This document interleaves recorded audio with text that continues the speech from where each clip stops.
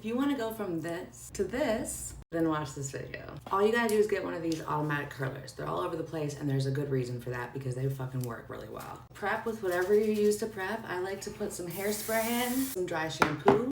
It just helps hold the curl a little bit better and give you some volume. Now, the best thing to do with this one, since it's a little bit thinner, this is a one end, is you definitely want to separate your hair.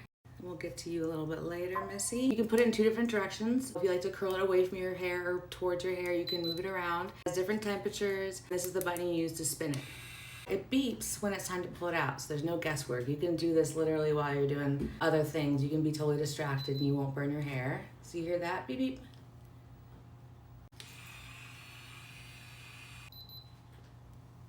These are not all created equal. There's a lot of auto curlers out there right now. But oftentimes they either don't make a good curl to begin with, or they make a good curl and then it falls immediately. This is one of the good ones. This is one of those ones that make a good curl. The curl actually holds. So I am in love. I'm obsessed. I'm able to get a consistent, cute hairstyle every day in just a matter of minutes. I love that it beeps. When I would use hair curlers that didn't beep, I definitely would use it for longer than I needed to. So now that I'm switching sides, I'm gonna switch the side of the curl direction. I'll start right back here. It's pretty darn safe. You know, if I were to touch my face with the curler, it's not gonna burn, which makes it perfect for people who are just learning how to curl their hair. Maybe if they're a little younger, you can feel pretty safe having someone use this. Now don't touch your curls until we're all done. You wanna let them totally dry, you want to let them totally cool off before you touch them or brush them or finger through them, anything like that. The bottom is all curled and beauty. Now we're gonna add this top part back. Learning curve for this is probably like 1 time. Like you probably just want to use it once before your big event so that you know that you feel confident using it, and then you will be fine. It's pretty foolproof. You can start at the front and go back, but I think for me, it keeps me organized a little bit better when I do it like from back to front.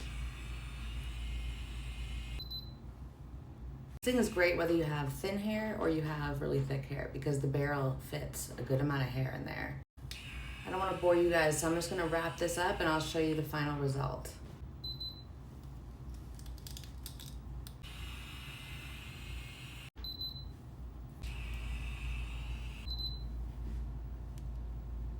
Yay, we're about to finish. I like to go in and grab some kind of smaller chunks from the top now, just to give a little bit of extra volume. So I'll take like this piece, for example, and I'll curl it up here.